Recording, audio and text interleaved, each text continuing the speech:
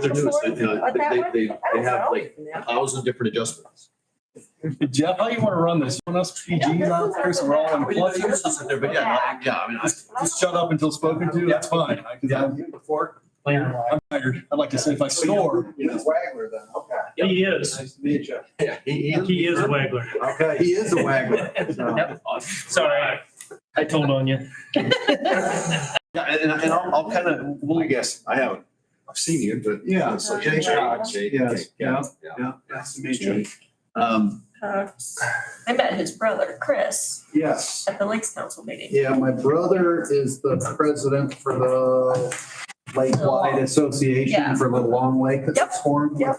Everything going on out Charlie? there.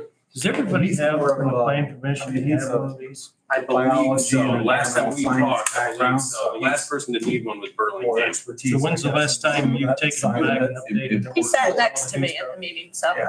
That's a good question. I haven't actually yet. Usually we just give them the new stuff and let them insert and rip people and stuff out. And then usually the cover sheet. Oh, no, this is the laptop. I just took it off. I want to be sure and ask that I've ever seen. Well, yeah, I think, Make it or not? I think back years ago that they would, so say, hey, we got some new stuff, so they could grab a book and they can. My sister. Make sure they got it right page. to the right file. Yes. I didn't. You look bad. Sorry, what? From now on, instead of giving them the updates, we should take their books back and make And sure just everything's done and then everything's give them up that. Yeah, it's good. I'd be fine with that. We should like for the. Better just print them out. Print out the new updates and then that way we can switch the pages out. That's what we, that's what we're What we could do as well is January, the first plan commission meeting, have everybody bring their books. Keep them there and then we could look through and make sure everything's updated for every new member. Yeah, and Well, I don't have to worry about messing up mine. Yeah. the last main one we did was like a whole section. I was like, solar. Yeah, this price is many to get stock balls around. Yeah, I don't know if he. I switched it over to page. Spells it the That way same nobody way. could ever take off with my book. Brian and worked out a Toyota, we actually worked. That's why I asked if we wanted PGs. Yeah, we could. Sit On the there. financial side, that a lot of. Yes. Okay, Rick, you ready? Are you employee benefits? I'm turning it over to you pretty quick. Do we have a banker coming or not? So we put Leon kind of as, you know, he's. Okay, so he's, okay, I got you. Yeah. So this is it. Yeah, we got Okay, everybody. okay. So why don't I call the subcommittee for the feeding operation, or the feeding operation subcommittee to order. How's that? 5:31. Okay. Why don't we start with introductions? And everybody got the emails, kind of how I designated everybody, so does that make sense? So we'll kind of restate that. Yeah, I don't know if I knew what my designation was, but you can. Well, okay, so introduce yourself and then I'll say, yes, Jake is gonna do this. I'm Jake Cox. I live up on the very state line outside on Fremont. Been a resident here since 2013, but been coming to Steuben County my entire life with my family, so. Okay, welcome. So I'm Kevin Stockwell, got a dairy farm down by Hudson. Milk cows there since 1958. So, yeah, lifelong resident. And again, just, you know, to the designation that we asked for Jake or Jim Schiffler was, again, you know, you guys represent a group of concerned citizens that you know, helped us as far as outlining what the problem statement was, you know, the complaint that went to Commissioner Shipe, or Councilperson Shipe, I should say. So again, you know, it's important as far as, you know, the information you guys have provided. I know I've got, for quick reference, the presentation you guys made at our last meeting, so that's helpful. But I know, you know, some of us have referred back to it again, so that's helpful. And then again, we can make that all available, you know, to members of the subcommittee too, if need for sure. Okay. And then, yeah, and with Kevin, yeah, just representing, you know, our requirement from a farming community standpoint. his experience, with the BCA and how we've been pushing and pulling through some of these issues and processes. And I think very important. So welcome. Glad you're here. I am Leon Weidler. Been a resident of Steuben County pretty much my entire life. I am the CEO of Weidler and Associates. It's a construction company that does several projects in the area as well as outside of the area. And we asked Leon to participate just because we wanted to get a feel for, property values, the understanding of, what changes have been occurring in the county as we've, gentrified, people have moved in and out of the area. Farms have been, building and growing and changing that way. So I went to a few community leaders asking for that type of representation, and a strong recommendation that we got in time to be able to put the subcommittee together was to have Leon serve. So I appreciate him taking time as well. Not a problem. Okay. Lucky you. I'm Karen DeForest, and I just represent the lakes part of it. You're minimizing your role. I don't know, You're a positive activist, I would say. to a certain extent. Yes, it's all positive. No, but I was glad that she, offered to serve up with us. Okay? Rick? I'm Rick Scheid. I'm on the county council currently, commissioner-elect. Operated a well drilling business with my brothers and stuff, and my dad started back in 1971. So water is kind of in my DNA. So it concerns me on where our surface water ends up. So I was contacted by some concerned citizens and thought that this needed looked at a little more extensively. So here we are. Okay, good. Well, I appreciate that. Do we want to just introduce Clint and Charlie too, just to close out? I'm Clint. I'm the director of the Plan Commission. Been dealing with this for months and months and months. And as we said tonight, before that, it was all about stormwater. So we're here to help and assist any way we can. And I'm Assistant Director Charlie Pettibone. And like Clint said, been dealing with this since I've been here a little bit more in the last 2 years. And we're here to help however we can. So. And from my standpoint, so I'm Jeff Rhodes, and I've been the Plan Commission president. And under our rules and the authorities, or the authority that we have from the Plan Commission, we saw this as a significant, issue based on the complaint Rick, brought to us a couple months ago in a Plan Commission meeting. And so my drive was to, pull some great resources together to see if we can, outline what the problem is and see if we can solve it here. The idea is that this committee can do some of the work, can vote on it, but it'll be a vote that actually will send it to the Plan Commission, where it'll be further discussed within that full commission and that board. And then it'll go from there to the commissioners for final adoption if that's what they choose. But there are a number of different ways for it to be worked on, bantered back and forth, those types of things. So I put, and Rick kind of stated it, that a mission statement in my mind to look at examples of the way that the ordinance impacts not only the community, the farmers, like I said, the real estate, other aspects of the Plan Commission, that we can, again, either write something that is workable for, again, through the Plan Commission to the commissioners, and then they'll represent that back to, the people and the constituents of Steuben County. But again, I'm not quite sure, how this will work. So there could actually be, sidebar work that could take place if we can't, come to that, which I've talked to Rick about, that, if we can't come to an agreement, I'll let him write it and he can bring it to the Plan Commission. But again, I think this is the right way to do it. we've got some people in the gallery, but I know that we had some great people that volunteered their time as we do this work, not only the professional staff, but folks from the Farm Bureau, from the Purdue Extension. We've got more, lakes representation and concerned citizen representation that we can still hear testimony from, or they can participate and give their feedback that way. Anything else to add?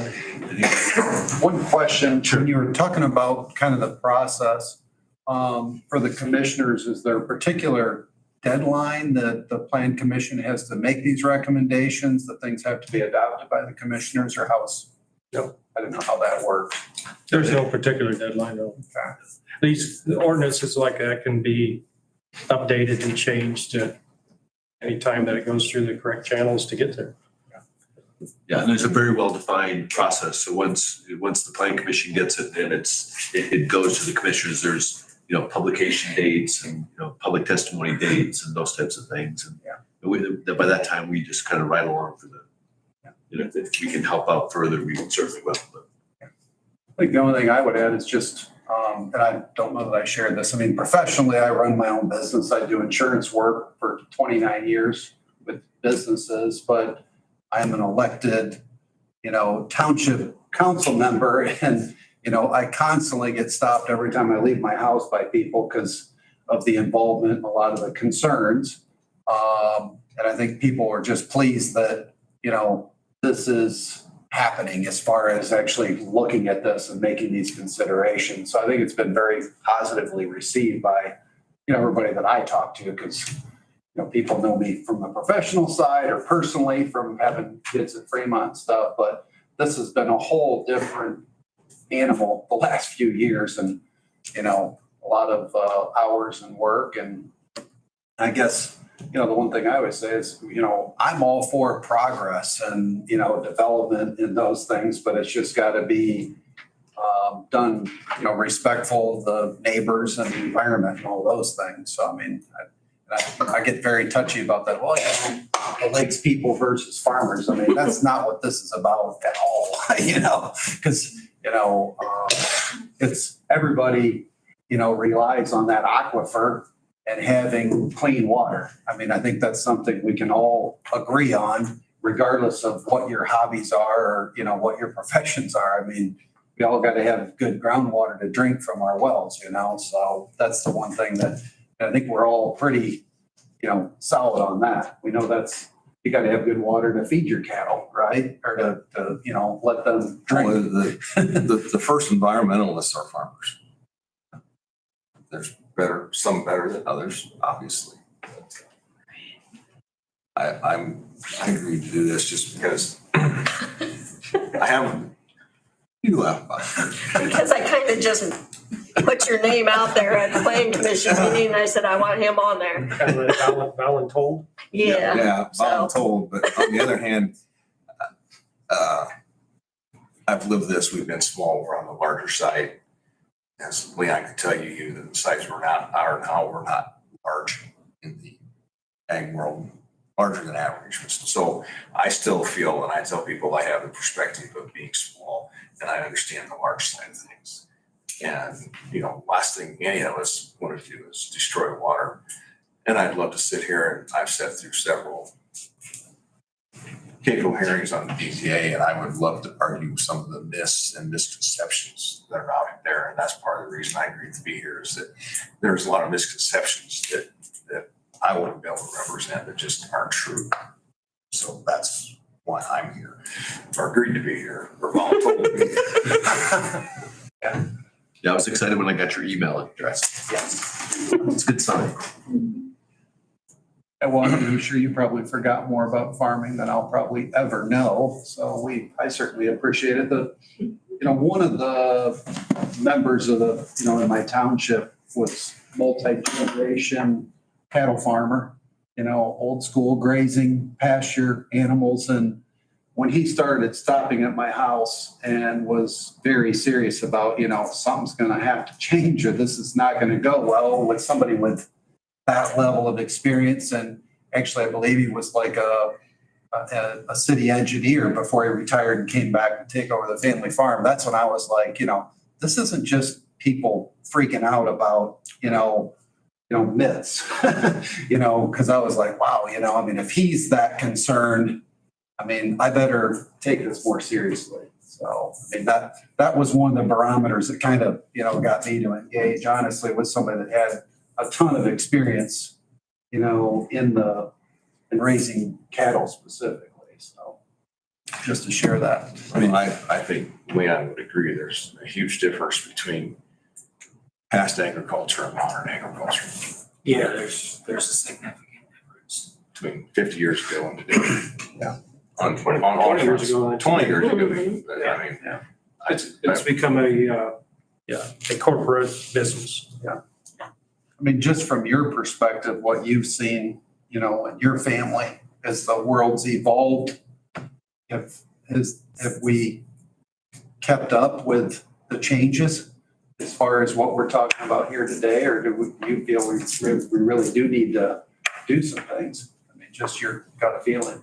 Put you on the spot. Yeah, I am, but No, and that was actually what I wanted to move into that was to, we understand the problem statement that there are some gaps in the definition. Yeah, and that's where I was gonna move to here real quick. Yeah. No, and so why don't I give it to you then? Yeah, No, because that is really where this is at. We have the CAFO or CFOs that are regulated. So it's that gap between there and our hobby farm that is concerning. Because there is some potential for abuse in that area. It's not that we won't prohibit it, but we would like a little bit of say on what happens with the drainage. Because right now there is no rules or regulations. That there's perceived to be no rules or regulations. Perception, which is reality, especially, It's that area that is like, no man's land. So nobody wants to talk about it. It's time we talk about it. So there's got to be a way that we can allow, I shouldn't say allow, that we can be friends with these cattle operations and still protect our environment. And that's what we need to get to. It's not that we want to, there's several people out in that area that have contacted me. They're not upset that there's cattle. They're upset at the amount of manure runoff and inconsistencies with what's happening. And I'm not talking with just cattle either, because all we got to do is go to the west side of the county and you're going to see chickens. And that's coming this way too. So it's not, I'm talking about cattle, but it's not just cattle. It is that whole area between what's considered a CFO and what's considered a hobby farm.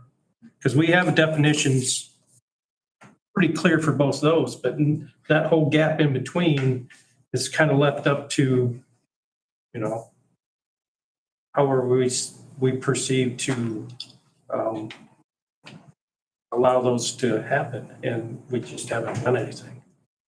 Basically, I think, Rick, from what the county hasn't addressed is what other counties are calling AFOs or animal feeding operations, which is that hobby farm to 299 in cap. And I know LaGrange County's working on it. I have what their setbacks and stuff. Got that lady I work with. And just because, see what another county was doing, because that's where we have no rules for that in between, and everybody else, other counties and even IDEM refers to them as AFOs, which is an animal feeding operation. So the one thing, I guess the question I ask when we talk about that, we're talking about, okay, an AFO is between 2 and 299. Okay. A CFO is that 300 to what's 699. to That's if 699. you're talking cattle. Yeah. It's different Yeah. for The different. numbers change, but to stay with just the cattle, because it's not to make this more complex. The question then, even if we define the AFOs, is this highly integrated where, a lot of the, even different families that are contracted to manage, a barn with under 299, and it's just over and over and over, but it's an integrated, industrial type operation. That's the thing that, obviously we need to address that below 299, but we have people that have, 30, 40, 50 of those, plus all their contracted, where we're talking thousands that are in that integrated. And they're, when I approach some of my friends, my neighbors, that, well, we don't own them. We're just contracted to, do this process. They bring them in, we bottle feed them, then they go back, they bring another batch. And I mean, that's not, traditional farming. That's, it's below that 299, but how do we even, where does that fall in the whole discussion? I guess that's the other complexity, is this, what I would call an integration model, unless there's a better term that you guys would use from I think it's similar to what the hog market's doing and has been doing for quite some time with the swine. Yeah. That, they contract through different people to grow their animals. And then that person is responsible for the, whatever their contract states. Yeah. So. Are those standard contracts then? I mean, are they typical? Yeah, no, they're grower contracts. Yes, okay. So I think what you're getting to is there's got to be something, and I've talked to some legislators, and I think they might be addressing this also, that when you have a corporation like that contracting with this, and it's the same person that goes to this one and feeds them, and goes to this one and feeds them, and goes to this one and feeds them. To me, that's theirs. And the aggregate of those adds up to a CFO or more. Yeah. And that's what they need to define and address that at a state level, because I think we're behind there right now, and I think Ohio's just catching up to that. Yeah. And they're addressing it, and I think we need to address it also. So that's going to help us then further define our numbers in that area, because they're going to put some teeth to that at some point. I don't know when that'll happen Well, in my lifetime, but the state, I would think, could move pretty slow on anything from what I, understand. But is there anything that, I know there's questions on who, what, how, why we, how we even do that, but is there anything we can do as far as that type of, even, hey, if you're the one that owns and you got all these contractors and, from the state numbers, you're at, 10, 20,000 head that you own in that, so many mile radius or in the county. I mean, are you considered, well, that should all be looked at, more like a CAFO at that point. But that's just questions I guess I got to pose as far as, what are we? Yeah, so just. Can I just make a suggestion to you guys at the moment? Just because what I'm seeing from sitting out here looking and listening to what you're talking about right now is great. Don't get me wrong. But I think, and it's what I perceived to happen when we first had this meeting. We just took a problem that we're having now, and we just blew it way out of proportion. We got to go back to our basic roots first, I think.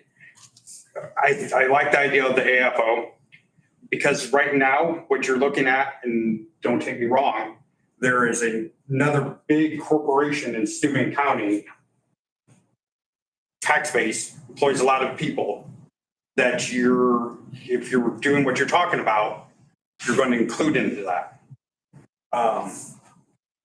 Because they contract all of their farms. And it's the west side of the county.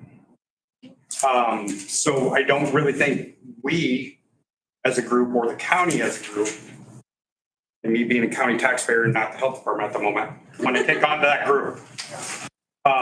I think what we need to concentrate is in this group, and I agree with trying to regulate some of the AFOs and that sort of stuff. I think that's where it would be a great start for you guys.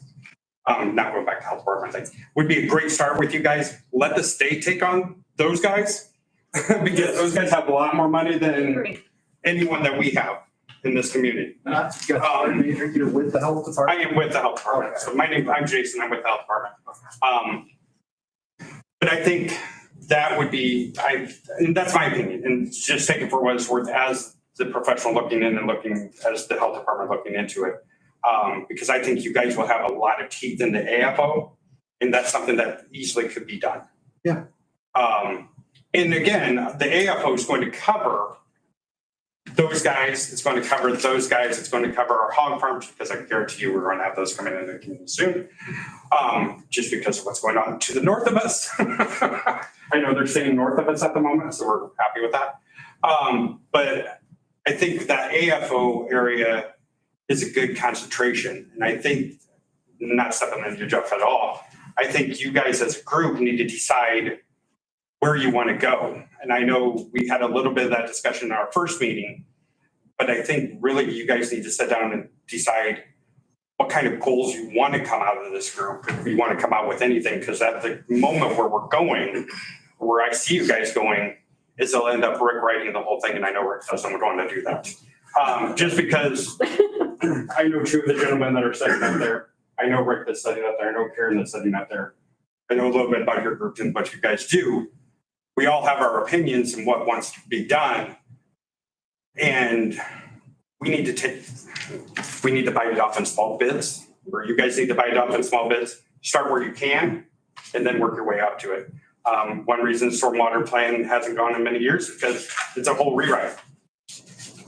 You start with a big rewrite like that, and we've worked with our septic ordinance. You take a big rewrite with that and try to work with something, and it gets convoluted very easily. Yeah, I don't disagree. I'm just making sure we're all kind of understanding the landscape. I know there's certain battles that may be not possible to win, but that's what. And that big battle is not for us. No, it really isn't. And No. And I just mentioned that because that battle needs to happen, but it's nothing that we don't have pockets for that. No, and the septic world just went. I'm not suggesting that. I'm just saying, we all recognize that that's what's really going on. But we certainly want to do everything we can, Right. So. No, and let me, and I couldn't have paid Jason to say that, because I had been kind of preparing myself this week for it. It's like, there is a certain amount that we can do, but then the rest, will, go to the legislature and they'll direct IDEM to do that. So, so you're right. So I would like, if we can bite something off that is manageable and, that makes everybody feel that we've accomplished something. We're in that area that's not covered. Mm-hmm. Where I started with this, and that's where we're at. Okay. That's the area that I feel we can do our work in and make some headways to at least put some direction to some of these smaller operations. So Make it clear. There is some. Just a couple questions. So are you gonna regulate the runoff, or are you just gonna collect the runoff, or are you gonna do that by setbacks? That's what we need to discuss. Okay. And that's where I think this board needs to discuss those things. Okay. Because how we regulate that, or how we can actually regulate that, is what needs to be discussed. Because the runoff is the big issue. And I don't care whether it's cattle, whether it's chickens, whether it's hogs. The runoff especially in some of the areas that these operations are sitting in right now, are headwaters to a lot of our lakes. It's the start of a drainage chain that ends up in Hamilton or Clear, and whatever. Those need to be protected. So siting these operations so close to those drainage ditches that run to our lakes is really, I think, what really needs to be addressed. So whether it's surface runoff or whether it's direct tiling to these, we have to address that so we're not putting that kind of contaminants into our streams and lakes that end up in our water systems. Because once that gets in there, it gets really hard to get it back out.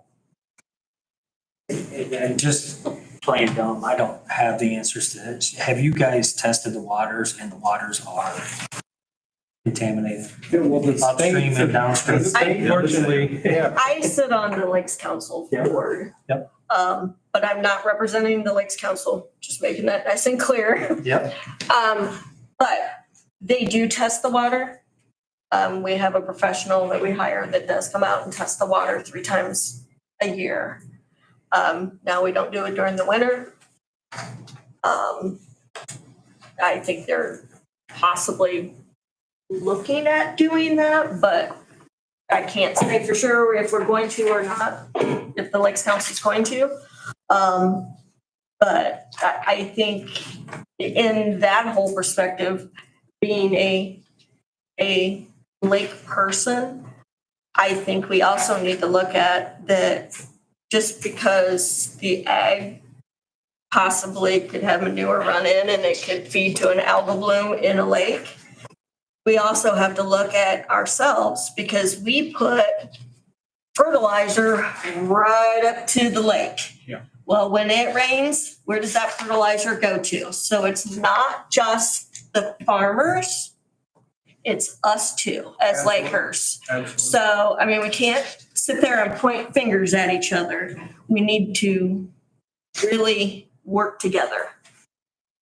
And the other thing we would add from our group is, we have real concerns about the septics on some of these lakes where there isn't a septic system. And I mean, that has a real impact as there's more and more people coming. And the other layer, because, when certain nutrients, phosphorus is one of the key. You cannot have the Planktotryx algae form in water without phosphorus. And the phosphorus, once it's in a lake, it's there forever. Does not go away unless something is put in to capture it. The algae doesn't occur without that. And so, just to answer your question further, I mean, Karen's, work with the Lakes Council, they've been testing for years, but the state itself does its own testing and they have a list and there are, multiple streams, rivers, tributaries, and lakes that have already been deemed impaired within the county. So, I mean, So there's also another group that does constant water testing. Yes. We do water testing in the county. We did 17 sites this year, 20 weeks, once a week. The data isn't in yet on that one. So yes, to answer that question. Now, I'd like to address something real quick with you. That state data that says they're impaired, we need to look what they're impaired with. Yes. Because we can say, yes, everyone's impaired. Yes, they are. I'll agree with you. All our lakes are impaired. But we also look, 90% of our lakes in Steuben County are impaired. But we also need to look at what they're impaired with and how they're impaired. Yes. When we call a lake impaired, Misconception Pleasant Lake is a prime example because I'm working with them at the moment. Yes, it's impaired. The fish are impaired. The fish are impaired by a PCB, which was actually outlawed in the United States in 1979. Hasn't been used in the United States since. Once that chemical got into our lakes and our streams, the fish are going to be impaired with it for years and years and years. That's why they tell you can only eat so much fish. 30 days. Yes, so we need to, yes, they're impaired, but we also need to look up what they're impaired for. We can't blame it all on the fertilizers. We can't blame it all on the farmers. We can't blame it all on the Lakers. We can't blame it on me that lived in the city of Bengal that spread fertilizer in the yard that goes into the drainage ditch. We got to look at the overall picture. Now, yes, water quality is an issue. I agree. That's why I said on another board that does the water testing, we want to know what we're putting in. We are the headwaters, the St. Joe River Basin that goes to the west. So everything that goes to the west of Steuben County is generated in Steuben County. There's some that goes to the east. There's some that goes to the north. Steuben County is really weird on how we're all split up. So I think that is a great point. But again, back to what this committee was formed for, and regulating some of that. Yes, we're going to regulate some of that hopefully you guys are going to regulate some of that. But and septics are part of those too. And that's a whole nother issue and something that we work on daily in my office. So, but I think we need to look at a whole again on how to capture what we're trying to do and stay on that focus. Because there's tons of water samples, water quality issues out there that we know of.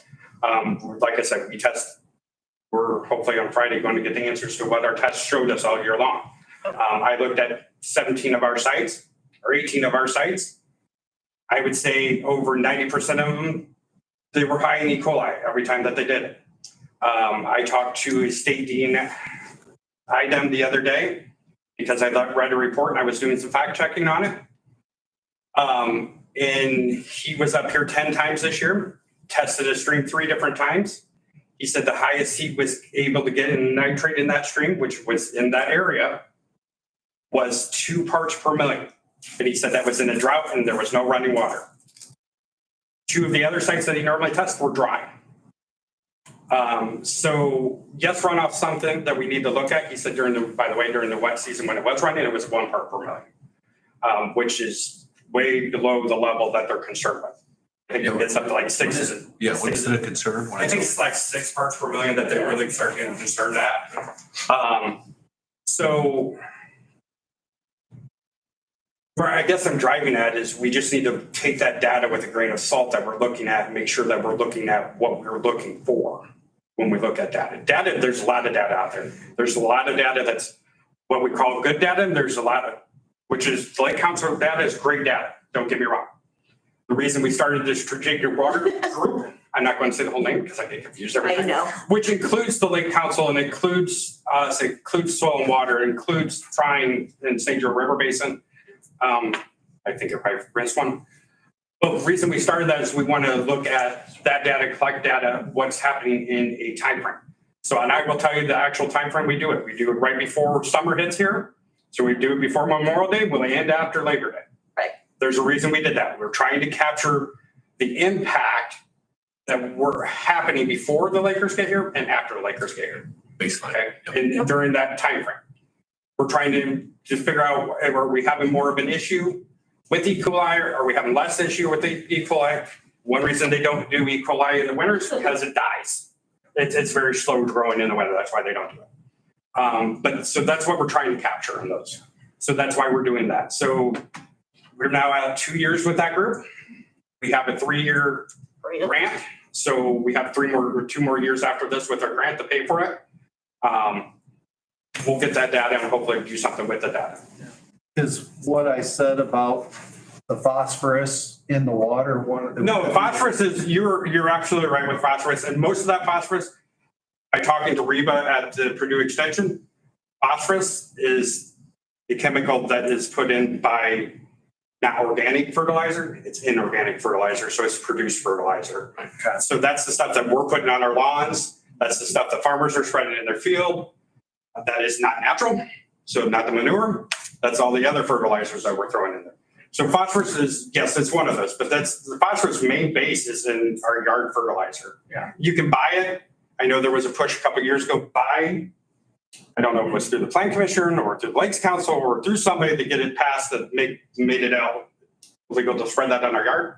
It didn't go anywhere. Yeah, there was billboards and everything. Yeah, there was billboards printed out. I know the city of Eagle MS4 will tell you, put the billboards out, tell you not to do it. It was pushed by the Lakes Council, but that's still in our fertilizers until we get a national ban on it. It's going to be in our fertilizers because it's cheap and it's good. It's easy to produce. So like I said, when we're looking at data, and like I said, the phosphorus is great data to do. But I know there was a push by your group also that pushed out a lot of that PD. That said our water was impaired, all of our waters was impaired. It's because of that. So we know that there's a lot of great data sources. And what do we attribute those those higher levels for? I mean, is it a feeding operation that is doing that, or is it bad septic that Well, and that's, or is it and that's the again, because we might be looking at something that we this subcommittee, we're not the problem. The problem is elsewhere. That lies the question. We keep saying, and I know I'm getting off a tangent, we keep blaming 2 communities out here to the northeast of us for flying a lot of our E. coli into one of the lakes. Flying it. As supplying it. So E. coli coming from to fruits. As we keep going back and digging further and further because of the water quality group that we're doing, we found that it's high here, but low here. So lower you get to Crooked Lake, it's lower. It's high in this area, but then it comes low again, and then it's really high past that community. Yep. But before you even get to that community. So where is that coming from? We don't know. So is it, So what we do is we just keep trying to trace that back. is it the E. coli that you can now DNA test to what it comes from? DNA test is good, but it's not great. Yeah. And there's a lot of questions about DNA tests. When I talked to, you got no bill being on BZA. He was telling me that you could. It tells us that's our human DNA, but that could just be, there's a lot of variables. Better also Skin tell you if cells. it's It could sandbar. be It could be somebody out there playing in the water that was there that day. It could be somebody walking through there. Yeah. That, because we skin shred it. cells or whatever, yeah. With the timing of the testing, you did it, you just state that one more time, just before the lake season starts and then at the end. And we did, and the reason we did that is because of us being the headwaters, and it's the St. Joe River Basin that is helping us supply a lot of the money for that. Yeah. Plus that's, and we get our AmeriCorps workers, which are trained students. During that time frame because they're out of school. But But you're doing it for 20 weeks. and we are doing it for the So you're 20 doing weeks. it every week. So we're doing More or it, later. and we try to get it same day, same time, same everything. When, from what I'm seeing, once the row crops are harvested, like right now, that's the prime season when manure is actually spread on the land, right? Because they're not spreading manure when the corn and beans are up. So, I mean, No, it's right before and after season. But here comes the other issue with that is, again, what we're testing for in the winter months or when the water is cold, we're told it doesn't produce. So they've done, talking to Scott Banville, which Yep. does the Lake Council, he tells you they've been out there, cut ice before, done water samples and pulled nothing. To where Yep. they did the same spot during the summer and it was out the road. Yes. It's just all with the water temperature makeup, and that's why we decided that time frame. Really. Now I said it's during that time frame, but you also have to know I did tell you that we're doing 18 sites. Those 18 sites are strategically throughout the whole county except for Clear Lake area. Not the wrong Clear Lake area. They just do. Clear Lake area does a lot of testing themselves, Yes. so it was not worth our money to the go town there. of Clear Lake. Right, the town of Clear Lake does a lot of testing. Those of us in the township. With the extensive water testing that's already done up in that area, we felt we went through the rest. And not only did we do the St. Joe River Basin that way, we also did the St. Joe River Basin that direction also. So we have some down in the Fish Creek area, the Black Creek area, Turkey Lake area, Pigeon. Fawn We Creek. got the Fawn River. This year we've added, so we've expanded. We do in the Metz area. So we tried before and after the CAFO areas actually. So we're getting water samples before and after those. Believe it or not, we're high before. So it's the E. coli is coming from another source. Again, we're tracing back some E. coli. This year we run a whole pharmaceutical panel on all of our water samples, and I'm not sure what those results are because we just got those back. So pharmaceuticals from aspirin to caffeine to a whole bunch of different things that we ran. Well, I mean, everybody, from my experience, freaks out about the E. coli number. Anybody you engage, like E. coli, and that's kind of like you're saying, that's one of the potential myths that's out there, because the real problem that the experts are saying, like in the lake I grew up in, is the nutrients that The phosphorus, the outbreaks. the phosphorus as well as the nitrogen, right, has to be present for that algae to really grow. And it's when that algae dies that it leaves a toxic protein that people react to. And that's the one that, we hide. And so that's the more concerning, because in most cases, from what I understand, the E. coli is so diluted in most of the lake waters that that's not the concern. It's more so the nutrients that feed the algae that are causing the real, reaction for people. And we've actually run 7 different tests with and I just hit E. coli because it's an easy one that everyone recognizes, and yes, it is. The other thing when it comes to phosphorus is not leach. Phosphorus comes from runoff. Yes. It attaches to a soil particle and stays. So for that to end up in the water, the soil has to wash or has to fertilizer you put on your yard has to actually run that water into the lake or into the stream. Yeah. So phosphorus is not, where nitrogen will leach, phosphorus will not. And correct me if I'm wrong, but ground that you're applying any of these nutrients, when it gets saturated, it doesn't matter at all. It'll always run off when it hits to a certain saturation point, right? There's Well, limits but your for soil would have to run off with it. Doesn't matter if I have Because a it's chunk of bound soil that is phosphorus overload. If the soil does not run, the phosphorus doesn't leave with it. Right. So you have to have silt in the water basically carrying it. And then we haven't had an incident that would, create a lot of erosion on a farm field for a long time, right? I mean, that hasn't been an issue. It depends on if they have filter strips or Well, things like that. I mean, if And they that's got what your filter soil and water's strips, working on. yeah. There's money out there for putting filter strips in from the soil and water. There's grants out to work on that. Again, in a lot of our runoff issues that I think we're talking about with some of these farmers, we had an issue several years back where we had cattle that were in the rivers and in the creeks and stuff out there. Between Soil and Water, Trine University, and the Lakes Council, and I only say Trine University because he worked there at the time, they were able to go out to these farmers and do some education with them and get these filter strips back in. He moved his fences away from the creeks. He was able to do some of those. So some of those would go with the setbacks that we could say, okay, if you're going to have a farm within this area, you need to provide a 10-foot strip between the river or the creek or the thing. I know we have, with our drainage board, we have a 75-foot setback already that they have to go in front of the drainage board to get if they're building something. So if it's going to be a cattle lot or if it's going to be a cattle farm or something like that, and they're within that 75-foot, we don't regulate, I know we don't regulate farming fences at the moment, or dog runs or any sort of those fences. Maybe that's something that we need to look into. You guys need to look into regulating, is that the building of those fences within that setback. Again, that's going into that setback and allowing that filter strip to be there. And you can even, at that point in time, you can say we need to work with the Soil and Water and see what kind of filter strip that needs to be. Yeah. We have a setback on home fences that, and if I want to put up a fence in the county, I have a setback that my fence has to be so far off that property line. So it would be no different. Right on the property line. Well, I guess, If I'm in business, I can.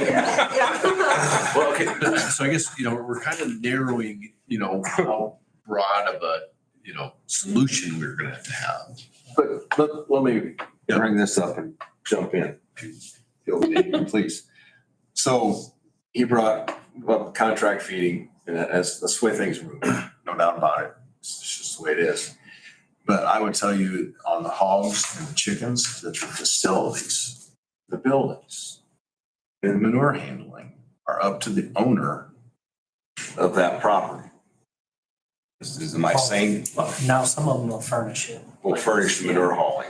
Well, like the hog facilities, I think a lot of them furnish the feed. Well, yes, okay, on the feed side, but like Smith's out here, we've got 2 hog barns that are, that they're contracted with a group to raise baby pigs. But the manure, they provide the feed, but the facility upkeep and the manure handling are back on them.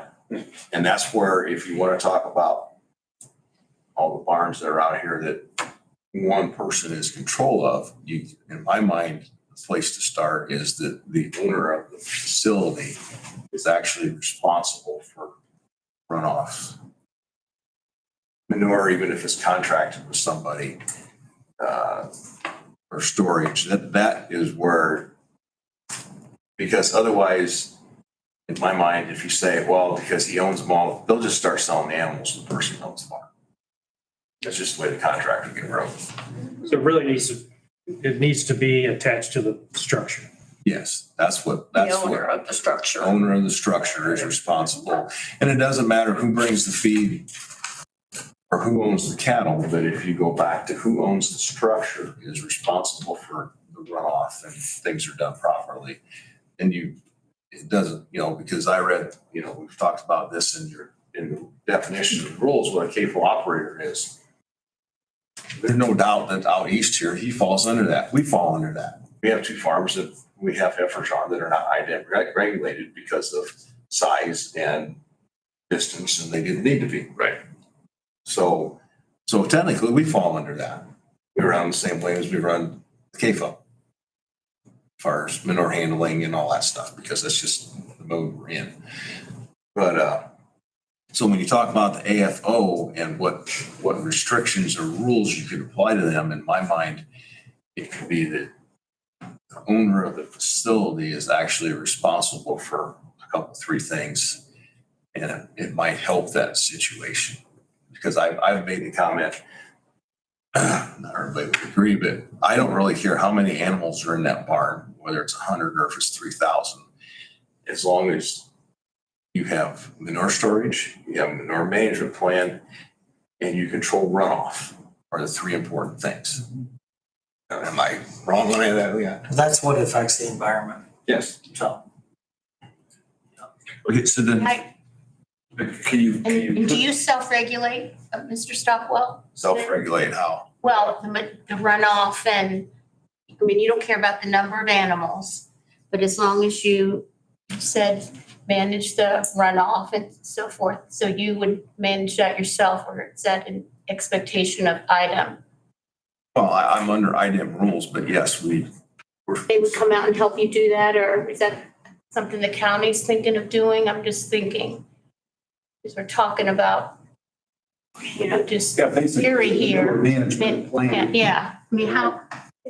Is there soil testing? Is there so many pounds per acre that you can put on and all that? So I wrote this down because I always think it wrong when I think it. Yeah.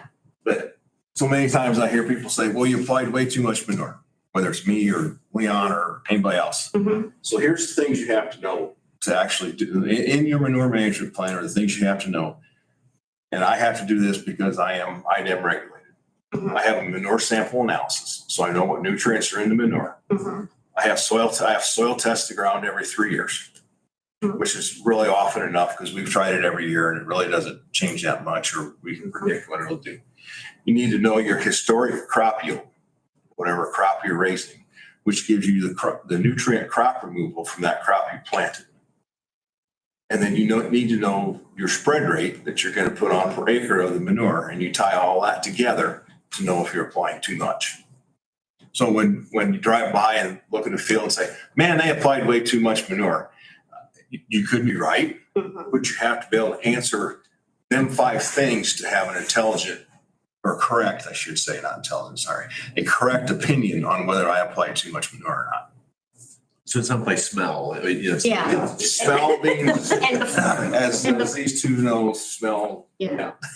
Well, and that's what, I mean, so what would be the reasonable expectations to have other people properly manage? I mean, is it, there's got to be some parameters, because if you're following what the IDEM rules are, but basically when you're below, what are the rules today when they have way more animals between 35 barns in that other scenario? Well, what I was And piles.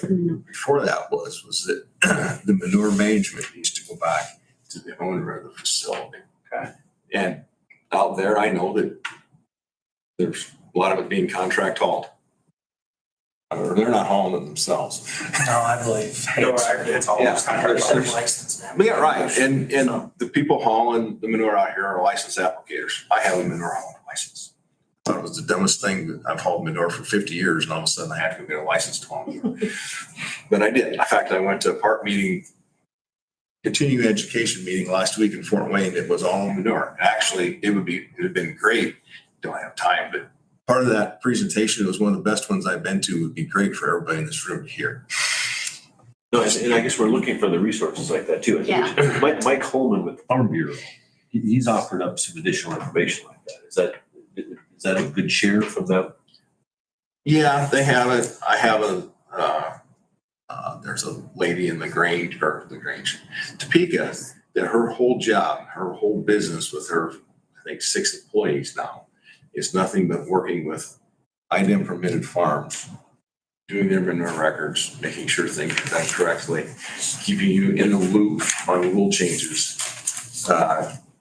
She was very good. Started out as an agronomist, and because she was in the Grange County, saw the need and worked into. Yep, I've heard of that. Okay, and yeah, so it's like their own auditor, you know, that the Yeah. farms contract out to make sure that they're compliant. Oh, it's How hard is the soil testing that you do? I mean, how much does it take to know if the ground is oversaturated and it's gonna just run off, or? well, there's all sorts of people on soil test for you, recommendations.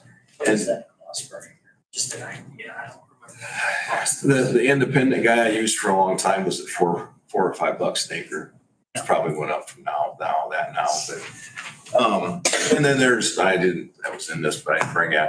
There's a tri-state guide to nutrition on soil nutrition that gives you levels and just like the crop removal, you can go to charts, if you had 200 bushel corn, should remove this one in P&K and so forth. I mean, the recommendations and Rita isn't here because she's the expert in this county. But it's not hard to find this out. It really isn't. But I mean, if there was some sort of testing in these areas, I think that would give a lot of people some assurance that, hey, you know, there's not a problem potentially. You know, if there was somebody doing that kind of documentation. So the biggest reason for the soil test for farmers is that if you're over nutrient in your planting fields, if you want to get production out of them. Automatic leg movement to soothe pain. Oh, right. It's gonna negatively affect your crop. So that's why they plant, they're planting a lot of, after the crops come off, they're planting their Cover crops. and different things to help use up some of those nutrients or some of the, especially if they're going to switch from corn to beans or whatever. They need to use up some certain nutrients, so they'll plant certain cover crops. Or radishes added to it. Now, I mean, maybe you're the expert, what we've been told by some experts in the area. My uncle was the Soil Conservation Office lead federal employee in Williams County for years, been retired. And he said, if the soil gets to a certain concentration, applying more is when you get, regardless of filter strips and everything, and I'm not saying I'm anti-filter strips, you could have the best filter strips. If it's over applied, it simply won't absorb and it's gonna run off at a rain or whatever event at some level. Is that your understanding that, once it hits a certain saturation of these nutrients, the soil just doesn't have the ability to bind more?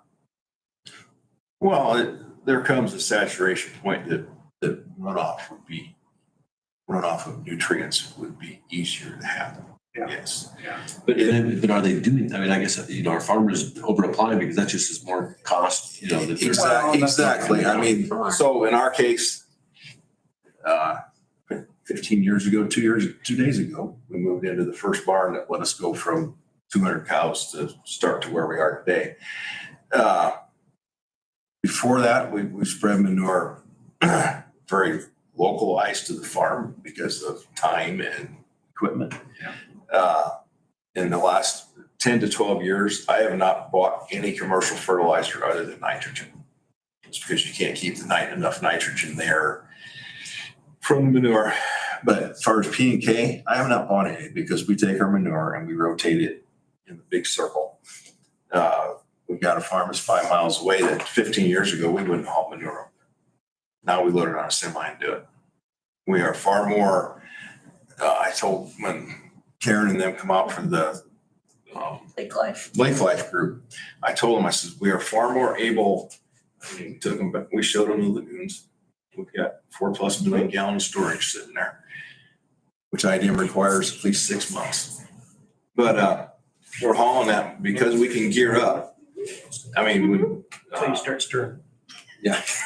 You were nice enough not to stir it. It was not bad, I have to say. We were hauling there, they were there, and it really Yes. wasn't that bad, was it? No, it was not. I don't know, Leon may disagree with that,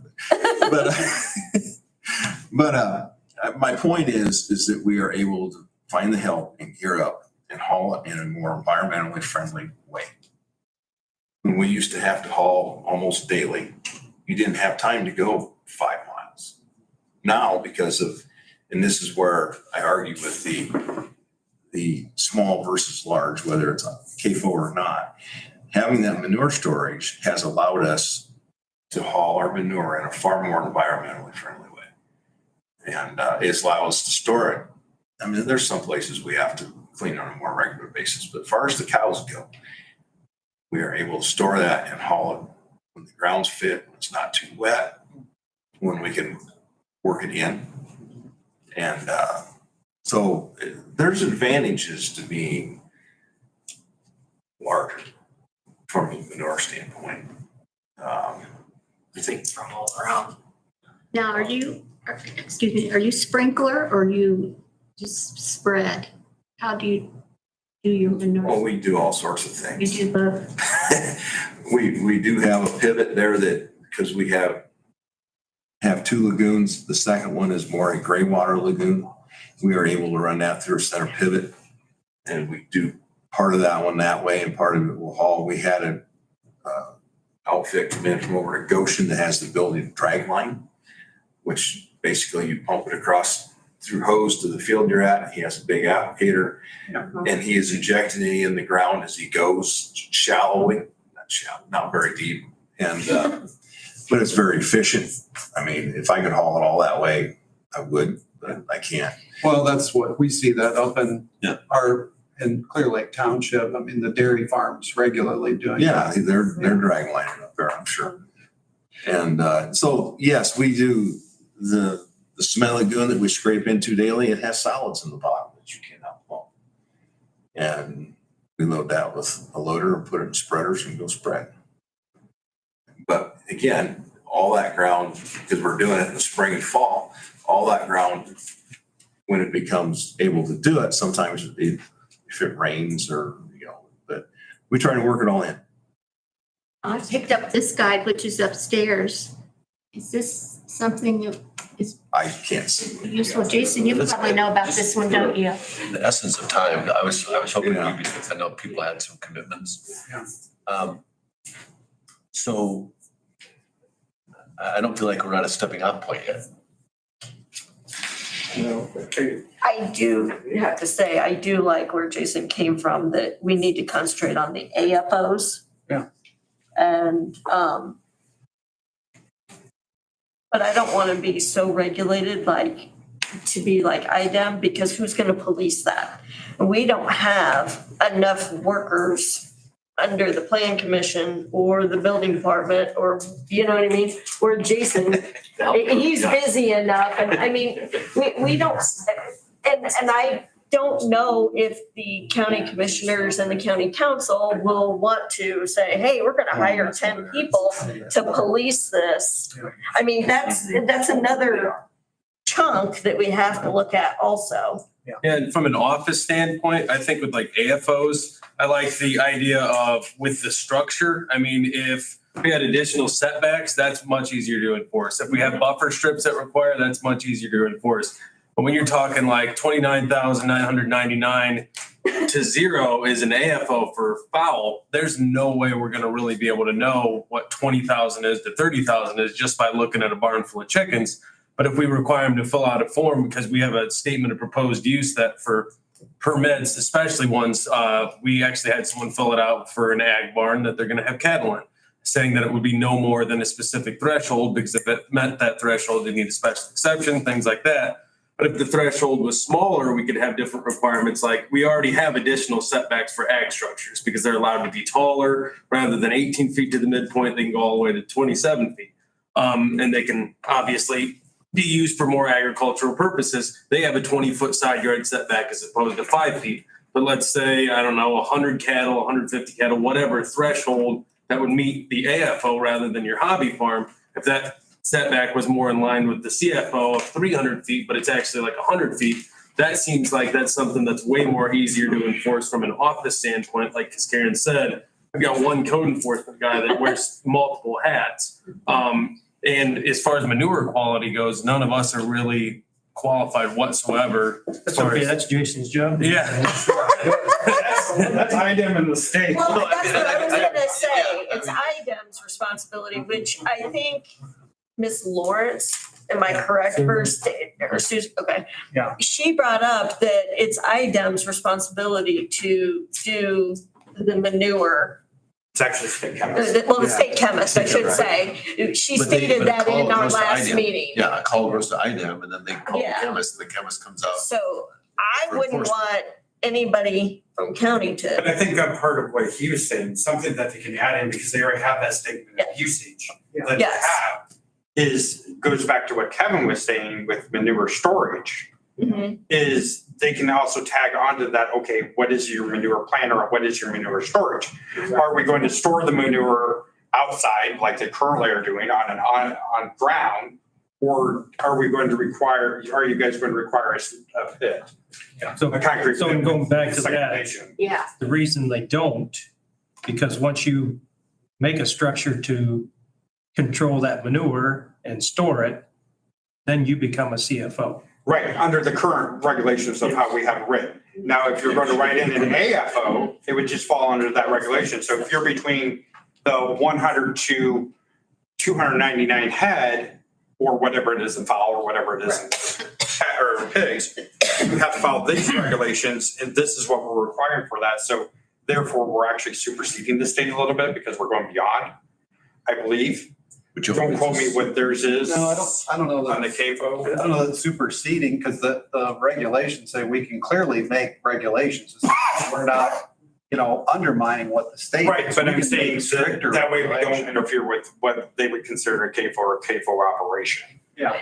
Well, that their definition of The it. current, correct me if I'm wrong, Charlie or Clint, currently, the CFO, if it's over 300, is only allowed by special exception. Correct. Right? Correct. So that's a rule that we already have, but there's basically no rules other than they're building a barn, and the structural requirements if it's not a CFO by state So definition. that's kind of what we do. That's what the planning commission does, setbacks of structures, heights, things of that nature. Exactly. Soil testing and watching people spread manure or fertilize their lake lots. And I'm not That's a talking about, separate department. not talking about that piece right now, but just what you can do that would fit your current. And what view. we currently have too, it's kind of purposely laid out. We do have a table as far as acreage goes, as far as the number of cattle, a number of chickens, things like that. But it's for those residential districts that are closer to your lakes and urban areas. Yeah. Ag is exempt to that, but that's because, with that chart, it's 3 acres for your first cow and 1 acre for each additional. So you're saying you can have 3 cows on 5 acres, and that really doesn't make a whole lot of sense in the middle of a farm What do you field. have on 100? We talked about it the other day. After, yeah, 97, something like that on 100 acres. on 100 acres, which doesn't really. That's kind of cutting people off at their knees. You buy 100 acres. Yeah, but If I buy 100 you acres. could graze all them and you wouldn't have any trouble. But if they graze them in the for our county. it wouldn't count. definitions, yeah. Besides Yeah, the special exemption, the county has setback regulations. Yes. That are tied to the special. That are tied to the special. So if they don't want them, then they'd have to get variances in addition. Right, which, And those haven't passed, never. One in the What do you last mean? 6 There's a special exemption based on. Yeah, one in the last 6 No years. variances have passed. Yeah. We had one that tried to get variances and it got denied. One passed and it was an existing farm that had been there for 100 years on 200 some odd acres. So Okay, so just to summarize, because like I said, I know some people have to leave, but, so we know that, from a liability standpoint, it's got to be to the property owner or the contract owner. No, the property owner, the owner of the structure, because Yeah. they think how, But if they've contracted out to other folks, It's still their problem. it's still their property. They're still managing that property. Yeah. So Smith contracts, and I'll talk about Smith because I know them, I grew up with them. So Smith contracts the hogs. It's still their barn. They still own that barn. They're still in charge of that barn. They still maintenance that barn. They still have to feed those because if they don't, they're in trouble. So yes, they're contracting, and yes, somebody else owns those hogs that are in there, but it's still their responsibility. It's their property. property. So I would say it would go back to the property. It's no different than the septic. The IDEM permit, Goes back to- the IDEM permit is in Smith's name. Okay. So they have to follow our regulations. It's just that somebody else owns the pigs and brings the feed. And that's where I'm at with the AFO. If they're out there and somebody comes in to contract the manure, that's fine. Contract hauling. There's families over there that are doing that. That's okay. But then they have a manure plant. Manure's gonna leave this farm and it's gonna go to this case. Great. It's more, I mean, I struggle with manure pile on dirt sitting out there for 6 months. Personally, because I can't do it, but there's a lot of other factors there that it's not good environmentally to do that. But, Okay, so then, I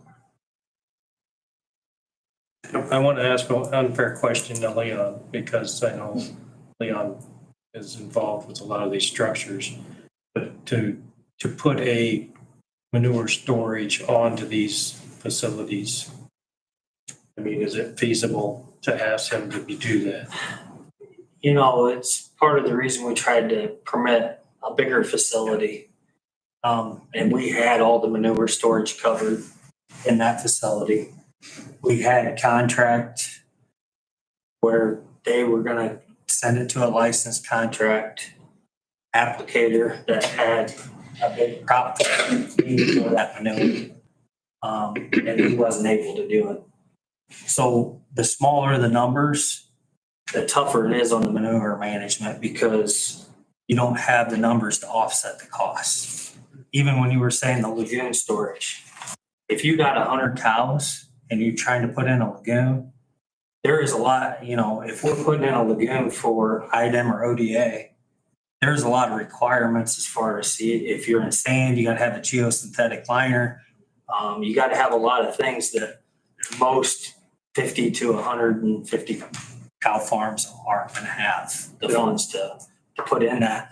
Now, there is some NRCS funds, so we do those on facilities that receive NRCS funding.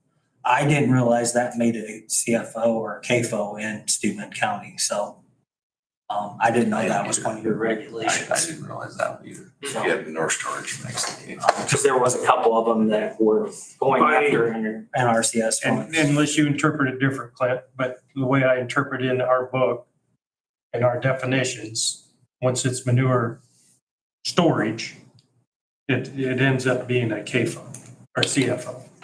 I don't have that. If you show me the section, I'll look, but that's somewhat new to me. County's book you're talking about or something? Because usually when it comes into us, it comes into the big old package.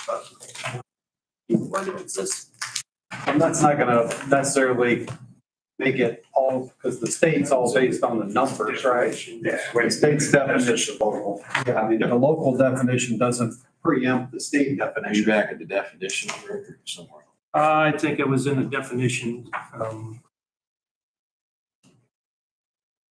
Did I not mark that page? Way in the back. Yeah.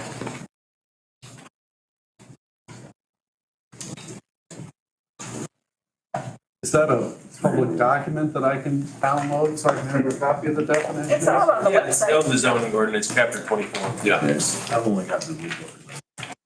It does say that, right on page 24-5, There we go. confined feeding operation. You find it? It's under operation. Yeah. And again, yes, it is there, but I think the way we've always looked at it, because it always comes in as a package, as if it was an and, not an or. So I wouldn't even have a clue how many we have out there that are ors. Yeah. Because whenever the board of zoning appeals sees one, it's all included. Yeah. So, yeah, I don't know. I wouldn't have any clue what we have with ors. Where'd you find that at? 24-5, under confined feeding operation. And even if you go to confined feeding, well, that just talks up to that. Waste pond. But see, and then you get to, Dry storage tax is.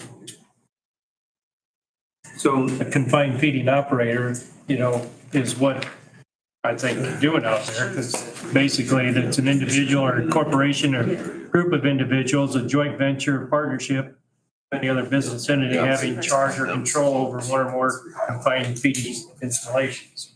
So that's covered. So, okay, so that, I mean, so again, so liability is clearly defined. So we're still just dealing with the definition. So I mean, clearly a lot of these meet that first confined feeding definition, right? No argument there. Technically, every farmer out there meets the confined feeding if it's in a barn, even your small hobby farmers that have 2 or 3. No, you gotta go back to a little bit before that, because if they have the ability to graze those animals, then it takes it out of that confined feeding. Is there a definition for grazing then?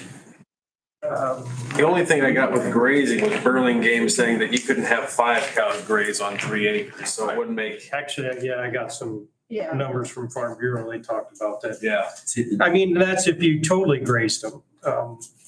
So, When you look at this where it says confined feeding operator, it says an individual, a corporation, a group of individuals, joint ventures, a partnership, or any other business entity having charge or control of one or more confined feeding installations. Say installations there. Okay, but the confined feed, well, yeah, I guess that's what is that saying? I mean, do we already have a definition of this? that's just a definition of an operator. but the Is it- operation, you have to be over 300. So it's kind of, it's conflicting with each other, because if you think about it, Well, I mean, that's kind of what you were talking about. You don't have to be that, under- Because then you have these other two. But I mean, 300 or over 300 if you Yeah. are doing manure storage. but it's the same for the other operation we're talking about. He does have one that's a licensed CFO, Correct. and then he's got many other under the CFO definition of the state. But my point is, my point was, what does that mean? Okay, he meets that definition. That's exactly what But I'm what, asking. but what does that mean that he has to do? Well, that's That's a That's gap. what we- kind of why we were. that's the gap, and it's not spelled out. When you pointed them out to me, it was like, so, okay, that's great, but what do I need to do differently? What do they need to do differently? They need to act more like you described how you're managing your manure. Well, and we can't regulate that. That's the. I mean, Yeah. that's That's the thing. I mean, I've heard a lot of complaints about Michigan and Ohio and the runoff from there. Also, we don't know where the manure's coming. Well, we don't. I mean, there's rules. But even if we regulated these farms to the point where they could have a single cow on 1,000 acres, it doesn't mean that they can't bring that poop in from elsewhere and spread it. I mean, and that's the thing, the plan commission has never been set up and never will be to be the poop police. I mean, we can't go out there and soil tests. And well, I mean, that's just not We're gonna not happen. expecting you to do that. That's not the, Well, at least from my perspective, I'm not. Well, and I And on guess, the manure hauling side, IDEM is very specific that if you are basically receive manure from a CAFO, you have to follow these rules on how you spread and have that category 14 license to go with it. And I kind of think that like when you have an 8,000 head of cattle thing get denied, that would have been regulated by IDEM, that would have been regulated by the state chemists and have all these standards that have to be met. When that gets denied, those 8,000 cattle are going somewhere. So now you've got all these 200 head of cattle that aren't being regulated by the state, whereas they would have had all that contained in regulations. Now being denied, they've got to go to all these other places. And there aren't any real regulations, but they would have been, and it would have been taken care of had it just been approved. Well, this was going on before that. Right. Yeah. Occasion for that too, so. so you're talking about 8,000 cows divided by a number of different Yeah, operations. by 299, I mean, you're gonna get a boatload of barns that way. But doesn't IDEM, Kevin, you and I talked about this. It's right on their webpage, but again, it's kind of like this definition. They regulate confined feeding operations 300 or more, or anytime there's a water issue, regardless of, even there's 2. So again, it's like we're duplicating resources here just because we don't like IDEM or how they operate. These rules are already in place. I mean, we've been talking tonight about X, Y, and Z, and there's always already somebody regulating it. Again, when we're here at this level at the plan commission, fence setbacks, barn setbacks, height, maybe minimum acreage, depending on how far you want to go. But when you get into counting cows or chickens or sheep and testing soil and water, that ain't us. So I guess I go back to what other counties have done in that Purdue study and the examples. And that's great. My question there is, to what end? Are we worried about water and water testing and runoff, or are we just regulating to regulate? What has those other counties produced? Do they have water studies before that, if that was their problem, and do they have water studies now? Or do they just have people complaining? We don't need to do anything? I'm asking the question. I run the department. I know what we have to work with, what we deal with, and what you're asking is outside the parameters of what I'm saying. The discussion tonight falls outside a lot of the parameters of what the planning does. If you want that, then we need to go to another office, or the commissioners need to come up with another department. And we've got literally, and I'm not throwing any shade here, we literally have an agency in the county named Soil and Water.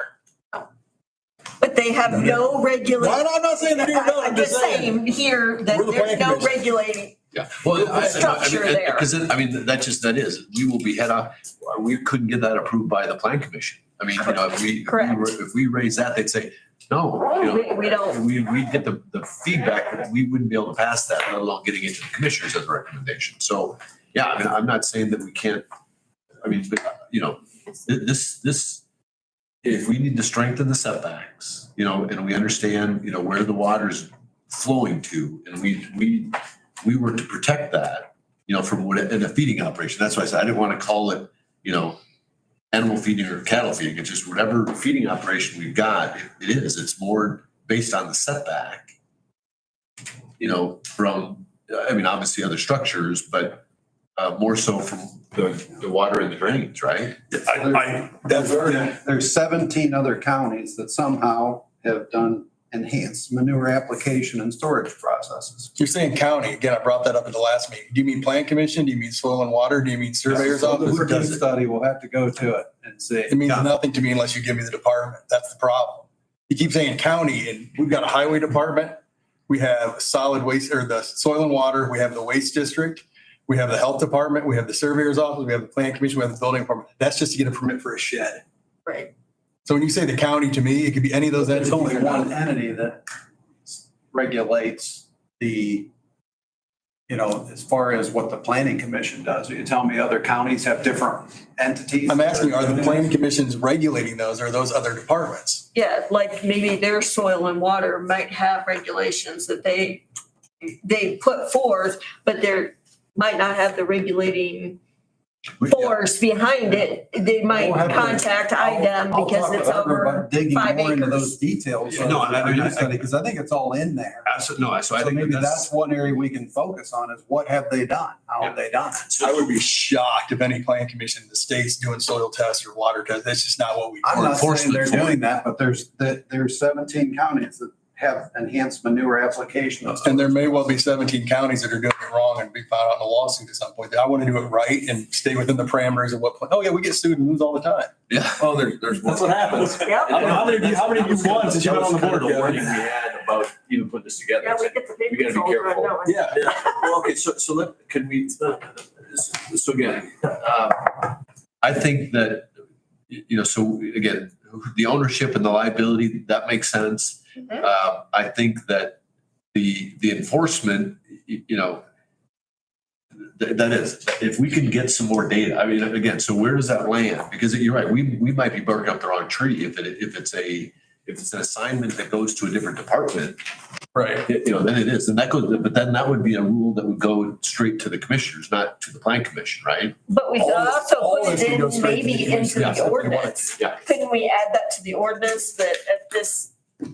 The only problem with that is you put it in the ordinance and then somebody's gonna say, well, soil and water's not enforcing it because IDEM's not Yeah. enforcing it because everybody will blame about that. And the next thing you know, That's we're out there true. with a. That's true. We're all crawling a pointed, bucket. yeah. Yeah, no, and that's what, and we talked about that in our initial meeting, was that, wait a minute, because enforcement, because again, I mean, is that gonna be assigned to the health department, And items got an enforcement. No, and we know they're good, right? I mean, we agree that. So is item, when they're getting these complaints, not coming out? and- They're coming out. They come out every time they have a complaint. I hear they have It's been like, here 10 And times they're in the not last 2 writing any months. violations? No. we've got records they're showing they're not violations. Yeah, So that's what I'm saying. To what end? I don't want. If we're making a bunch of rules, to September. what purpose? If the problem is water quality and we're making rules saying, okay, if you got over 100 cows, you got to get a special exception, that's fine, we can do that. But what's that do? Especially if you can take that manure from there and we could say on site, they've met all of our rules, they can spread it wherever they want.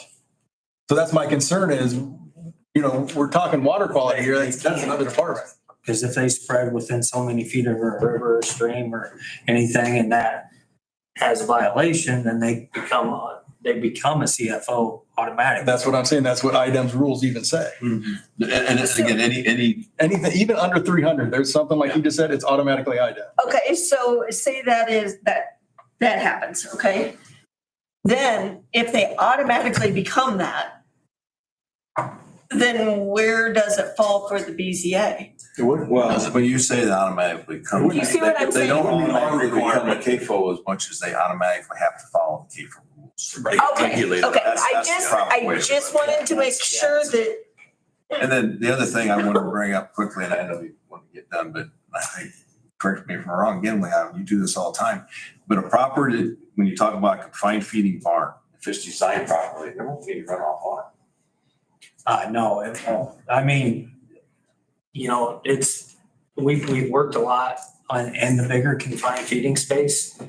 And literally, they've got backup measures, stormwater prevention. So if they have a spill, they actually got agri-drains to shut off where it gets into the right of ways. So there's multiple measures set in place on most of the larger CAFOs to prevent pollution because if they pollute, they're not in business long. They get some pretty heavy fines and that goes on the record and it's and not. the public backlash from that And as well. public backlash. Yeah. But we're not talking about CAFOs. But I think even on the small barns that are being built, if they're designed right, you're feeding them all under the roof, things in there, and the slopes are correct, it will hold any effluent inside that bed pack. And I question if it's designed right, that there'll really be any runoff from it. No, typically in a bed pack barn, there is not, so. So runoff happens when it's stored outside. Right. After But it's. that's a whole different, storing it outside is a whole nother. But that's where all these are going, because there's not manure storage. So there are piles on bare ground outside. Yeah, what do you, this is the ones that are complaints or? the Most of the complaint ones I've seen have a covered storage unit. The ones out east, there's a lot of those out there that currently do not have, and those are some of the older barns, not the newer barns that are being built. Okay. And maybe I should clarify the newer I was going to say, some of those older barns that are currently out there that were pre-built before they started on this.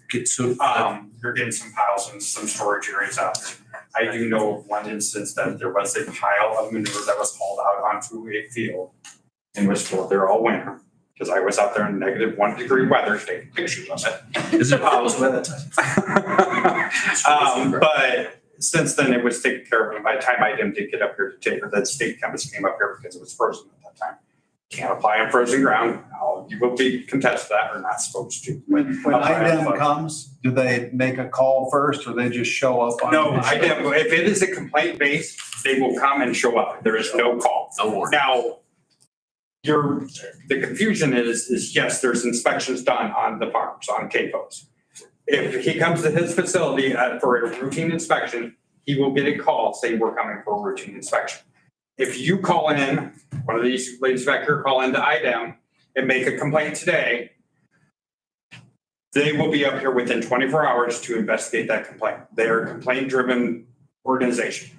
The health department's complaint-driven. I The beg planning to differ. commission, No, they will not. they will too. and No, they have a hard won't. time. No, they will I'm not not. going to argue I this. don't want to argue. Yeah. Um, I get it. I'm not going to argue. But then they will file a complaint and we'll go through there. Now, yes, there is a such thing, and I will be very honest because we do it in this department, we do it in this county. There is such thing that becomes a nuisance complaint. And that's the repeated same complaint over and over and over again with this repeated same results of negative actions. It's just like the old saying that they have, you cry wolf so many times and no one's going to believe it. Okay? Not saying that it's not happening or that it is happening, but that does happen. We can only pay as taxpayers because we all pay our taxes. We can only employ somebody to drive 3 hours How many times in 2 months?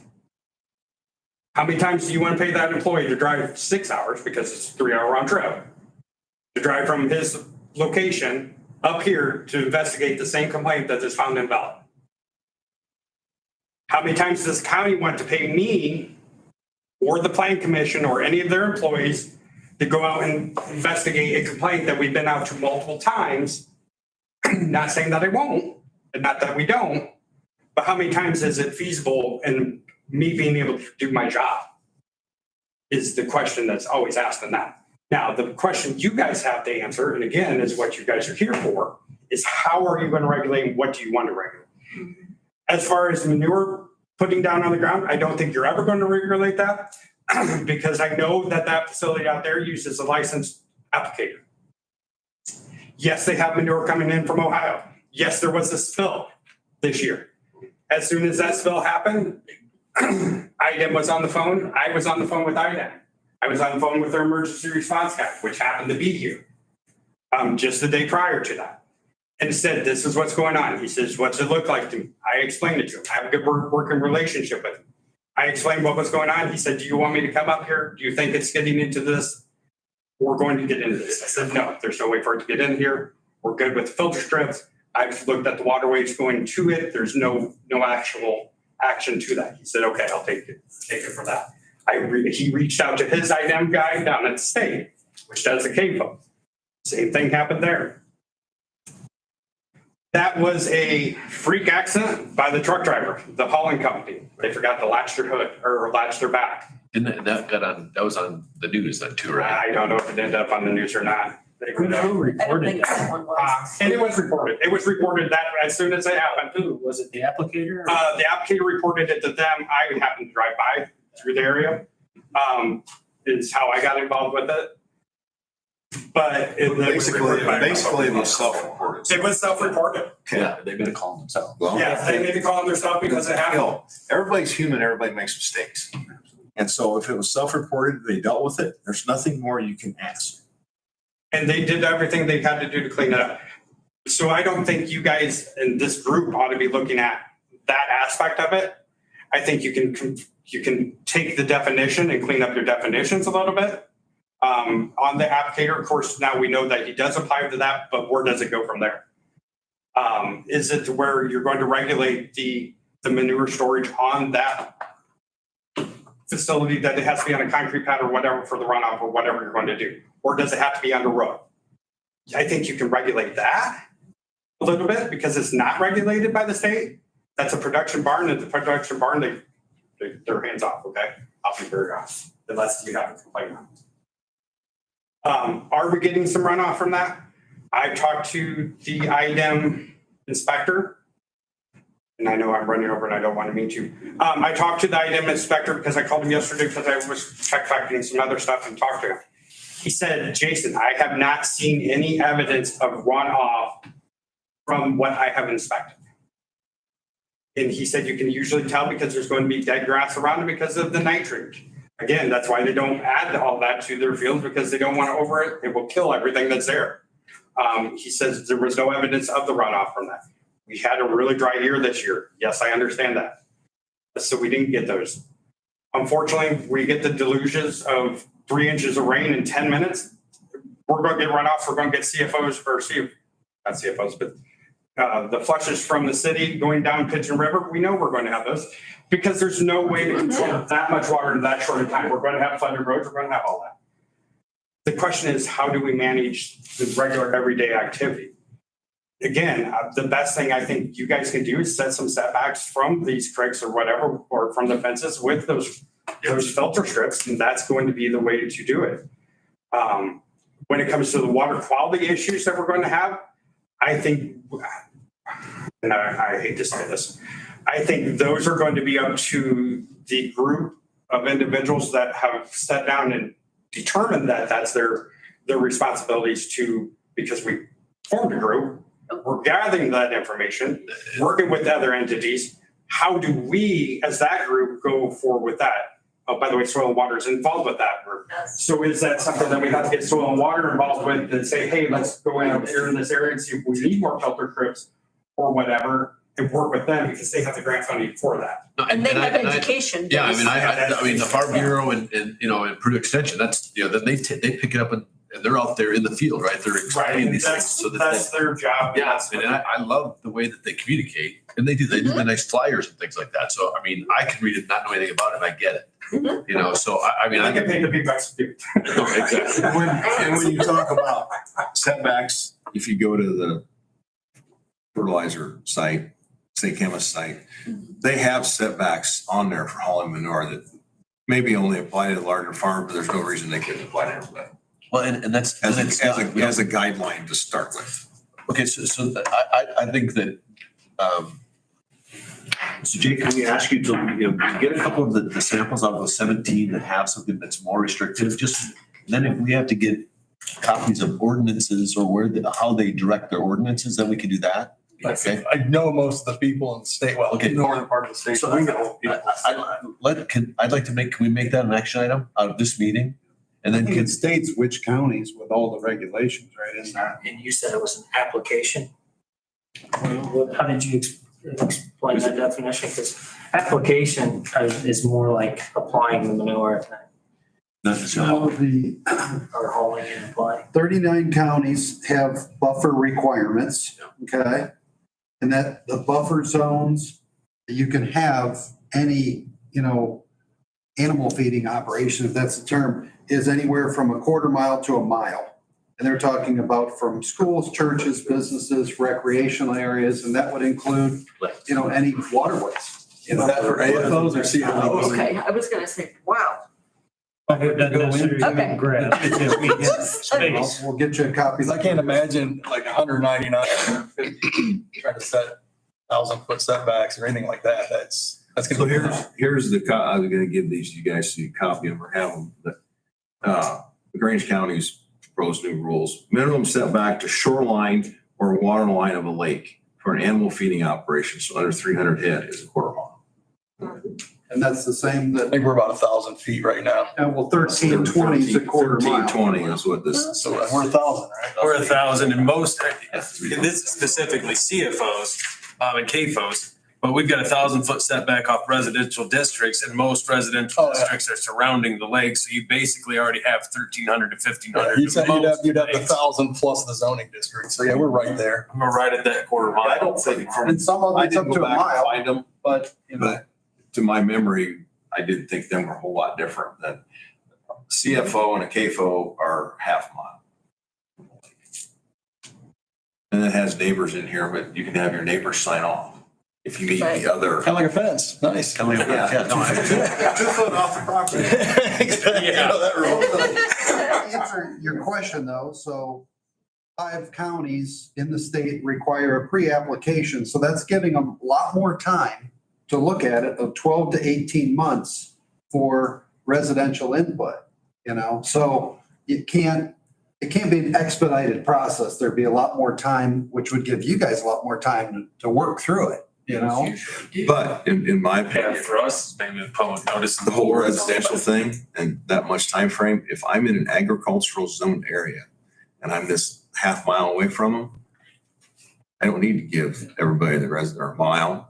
I don't need to give all the residents 12 to 18 months to prepare And their. our zoning's been installed since the 1970s. So the people that move out to the county should know that it's agricultural zoning out there.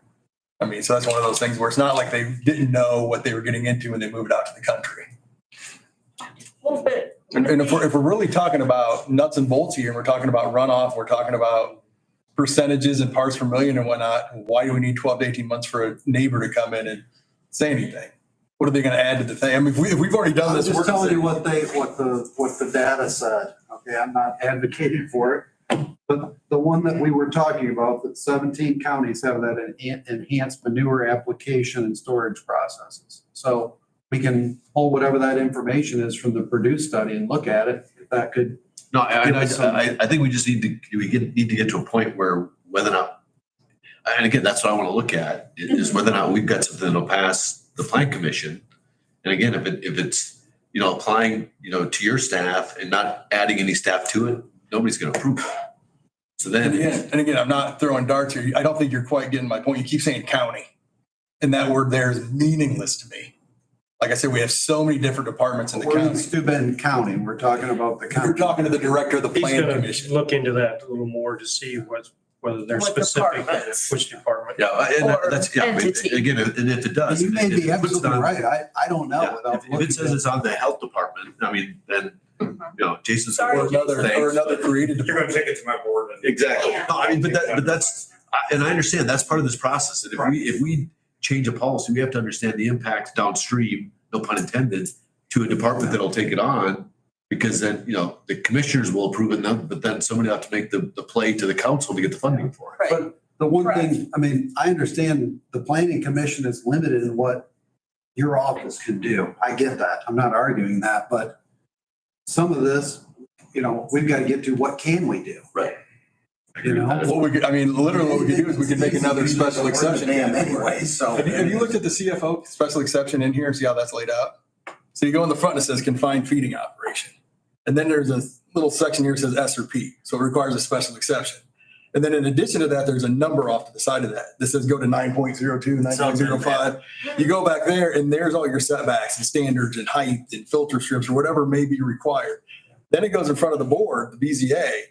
And if the BZA approves it, then they have to adhere to all those setbacks, kind of like we were talking about. If the BZA denies it, then it can break up into 1,000 little entities. And we're talking about that's only if it's 300 plus when we have these. But what I'm saying is if you take the same thing and exercise it to a smaller number, like make it 150 to 250, Yeah. call it an AFO, it would be the same thing. I'd be absolutely 100% advocate. But that's not what you're talking about in there. From what you're describing goes outside of those parameters. I get that. So what I keep saying is that's not what we Two do. different, I mean, we have the AFO issue. Because there's basically, you know, very limited, if any, oversight if it doesn't meet that state definition. We know that IDEM's not doing it. And if it's not over 300, They do. IDEM does it under if there's a water issue or issue with setbacks or policy. Yeah, and that's, yeah, because they don't want us putting a number, you know, or changing that, what that number is. we can't change what the state's doing, but we can have, this is right from the 2016 outline. Counties have the capacity to determine specific standards as long as not interfering with state laws or regulations. And then that's why I based this, the work on the subcommittee based on that statement alone. And Exactly. If we can come up with something that we know we can get, you know, passed and that there's somebody that can administer it, yeah, I think that's the solution. I just don't know what that That's what I is. keep saying though. Again, the word county, and I know Rick said he's going to look into that more and I agree with you, but when you say that counties have the capacity. So what I would say is what I'm hearing tonight, because you may say we're not talking about it, but for 45 minutes, all I heard was about spreading poop and fertilizer on grass. I mean, you may say that's not what we're here for, but that's all I heard for most of this meeting. So what I'm saying is the role we can play is if we have an AFO, we could have rules similar to or scaled down for what a CFO would be. And that's what we do. That's our job. And I'm not saying it like the lazy government employee that you hear on TV. That's not my job. I'm saying literally that's what we are designed to do. There's a blue book of Indiana code that says, here's what the rules for the plan commission are. That which I described fits in there. Parts per million to water, soil test, blah, that's not us. And I. That could maybe be another department started by the county, but that's just not us. We don't do any of that. Well, I don't know if I'm not pointing fingers. I'm just saying. They probably is. Yeah, no, I mean, And truly, part of that discussion gets us to where we're going. Yeah. And talking about the parts per million and stuff, that's part of the equation, not that that's your part that you're gonna enforce, but that gets us to a reason that we want to make these setbacks smaller, more confined. You know, it's a reason to get to that point. No, I agree 1,000% with that part of it. And no, and I think We all that's all play our we do. little I think piece that's- of it. I think that's the only part we can do is going to be the setbacks and spacing. But you're right. I mean, because the tests are going to be parts per million if something goes wrong, right? But he was also saying that we can move the number down that requires. Yeah, and realistically, just like Design. in ag structure in general, that's not even a special exception. That's just triggered by being what kind of structure and what use it has. So even if it wasn't a special exception on the board, but we pretty much said that by definition, if you have over 50 cattle, you're not a hobby farmer, 100 or whatever number that is. We could have additional standards that are already laid out that might not even require a special exception, considering how many of those 200 cattle barns we have now. But basically, we could already have that section right next to your agricultural structure. Instead of a 40-foot roadside setback, it's 150 feet because our CFO is already 300. So if you're talking half the amount of a CFO, I mean, that's just an example. pretty much. Instead of requiring 40 acres, we can require 20 or something, yeah. Something underneath Yeah. that. And I want to say this first, I really want to go home, but and let's let this marinate for the next time. Most of what we're hearing tonight or what started all this was old barns on existing property just under egg permits, which were 100% valid, that they moved the cows into. So the structure would be non-conforming and you'd have an issue. Now we're chasing all these around without new permits because the way we'd regulate now is somebody comes in to pull a permit. What's it for? Barn. What are you going to do? Store hay. Okay, 2 years from now, it's full of 150 cows. We would never know. And you may not believe it because everybody lives in a little area. It's a great big county when it comes down to, we don't just drive around to drive at $3.18 a gallon of gas. So and again, like Jason said, that's why we go primarily on a complaint driven basis. So that's another problem to look at in all this. When you set those numbers and those size, and then somebody just takes an old existing barn and fills it full of cows. Yes, we'll regulate if we can and if we're aware of it, but there's a lot of barns out there that disqualify as barns. And any existing barn that has 250 or 299 or 150, whatever number we set, if they're existing, they're already legally non-conforming as well and wouldn't have to adhere to those standards. So it basically only applied to new construction that would happen, which would, I mean, moving forward, give us those, we could, like the proposed use form, say, hey, you got 150 cattle, you have to meet this setback, you have to have this acreage, whatever. But anything that's existing as of right now, up until the point that that standard would have to be set, they're already existing. And But I'm gonna advocate you guys become drone flyers. We thought about it. We've discussed it. Problem is, it has to be viewed on our rules. Most of our rules, a couple of them don't say this, but it's implied. Any violation has to be seen from a public way. Oh, so not, We can't go on property. We can't trespass. and not satellite photographs or anything. Well, it's a county ordinance and I think it's decent, but you know, drones weren't big 20 years ago, so it may just not be in here yet. I don't know if we're allowed There's a to. state with the septics that we can't, it has to be set, we have to see it from the site. Yeah, so there are rules about where we can witness stuff from. But Charlie, let's, But I would love to have back to the grandfathering again. Yeah. You could change a few rules, whether it's manure storage or runoff, that apply to everything out there.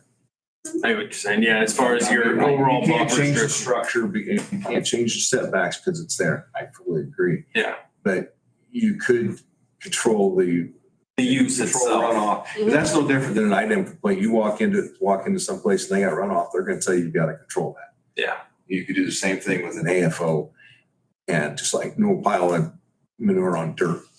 Yeah. So, but then did they follow up once they've made that charge? Yeah. Yeah, you only have so many days to correct Okay.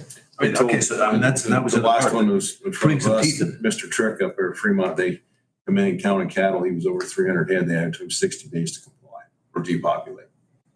He depopulated until he fixed everything and then he. I was gonna say, the one that was just nailed out east of town, he had, I think, 2 weeks. He was one cattle over, but he had 2 weeks to comply. Start the process of the CAFO.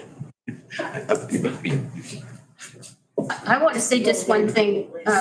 This isn't a new problem. I work with the watershed group and back in 2015, they were finding water problems in this area. I sit on water board meetings in Fort Wayne. They call this area, there's a problem area up here because they also test up here in the Fish Creek area and identify a problem area and situation up here. So it's not new. I think She lives upstream from Fish Creek. since 14, 15, 16. So it would be great to think about. It would be wonderful if this group could come together and solve an old problem or make a dent in an old problem that's been kind of on the radar for some time. But we're not going to be able to fix. I didn't say fix everything. I didn't say fix everything. I just said, it sounds like there's a lot of good people here, a lot of good intent. Hope we don't Sorry for a motion. fall apart. Some of Yeah. that's coming from. So, Make the motion. Go ahead. Rick's ready to go home. I do have one question. I agree, it's time to go home. What's your meeting schedule? When you plan on doing this once a month after plan? Or what do you? Looking at my calendar, I'd like for us to, if we can come together with some examples and have something so that we can report back to the plan commission, that would mean if we could meet on December 4th. So we'd be ready to report something on the 11th. That's our next meeting, right? The 4th is our next meeting. Early next month. Yeah, Oh, why's that? That's the, because that's when it's supposed to be. yeah, adjustment. That's what we got in trouble with. Okay, so I mean, again, we got Thanksgiving in between, so if, Well, and then the week before. I was about to diet. There's probably gonna be some traveling. yeah, so let's just, if we can, let's plan this to be after the December 4th planning commission meeting again. So and then, so we'll have something, in a month's time that we can bring them to the January plan commission if we need to. Yeah, I will. Busy time, man. Well, but you can say. Yeah. No. So December 4th. I don't know if that's what he's talking about. That's our next planning commission meeting. I know that. I don't know about that. Yeah, I should say afterwards. Okay, so is that what, you want to make a motion to adjourn, or then we'll call for the next meeting, December 4th, after the select commission meeting again? Oh, this is just. Okay. After December. Well, since I finished that, I can, and I'll make this motion because I will not be. What? That's what I said. Cookies and everything. He doesn't want them. Sorry, You're not gonna be here at the December 4th meeting? yeah, commissioners conference. Oh, so then can we do it like maybe the week after? Would that work for your schedule? Well, Fine. We had a lot more people here at noon. This is kind of, No, yeah, I'm kind of disappointed in the crowd. Yeah. No, not personally, individually. I'd like to lack out. spread the word. I mean, there's basically 3 of you. Jason works here. We had a lot of people at that noon meeting. Yeah. Maybe the time or because it got dark. So much invited. I expect. Some of the professional guys have this stuff going on, so. Okay. They I know were very cool. was going to be here, but she had Okay, Michael work. Okay, so maybe I the can watch, I 11th. can watch you on YouTube. there you go. You can always call in. Hey, you can be like a You big, can call in. big Rick on the screen. Just hovering over us.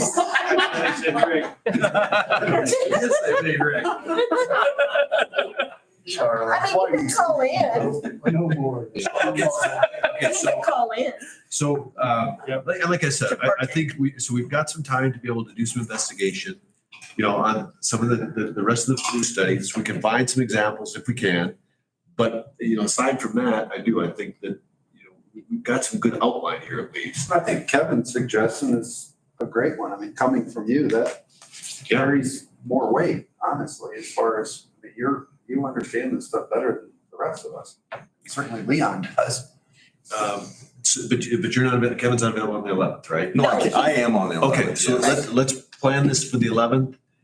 Is there a better, is it the 12 o'clock time rather than the 5:30 time? I'm just going with what I've seen. We had a good crowd at noon. I can be flexible on those days, but you guys are in the field and doing stuff, so. 11th, I mean, I'd be better to go at 5 o'clock or Okay. something for me personally. I still. Let's plan, okay, so the 11th at 5 o'clock is we'll do that unless there's any opposition. Okay, So make sure we'll get a room. And does it have to be this? Okay, we'll get it in case. Should be fine. Okay. What day is that? Wednesday. Wednesday, second Wednesday. This room should be real. I was gonna say, it should be, ours should be too. I think ours is busy. Either way, we'll have a room for, 5 o'clock on the 11th. Commissioners Council always Monday, Tuesdays. Okay, good. Your motion to adjourn. A motion to adjourn. Second. Second. Those in favor? Aye. Aye. Opposed? Thanks, everybody. Yeah, no, I will. I was watching you live. I was your one viewer. Hey, it's called Just Family. We thought your family was watching. I think they have been. Okay, I would have been the second. They were just intrigued, like, Yeah, nice to meet you. read those meetings, I'm like, they has to be. Just started. They have to be. Jake, can you hit the microphone on that one right there? Thank you. Thanks, everybody. I wasn't sure what to expect. But I think, at least we got some outline. Probably be a dinner. Put in that earpiece and- Put in that earpiece. Hey, there we go. Hey, Larry, leave your stuff up here too. Yes, get all that. I'll just leave it here. Well, that's. Yeah, we do more work, so There we go.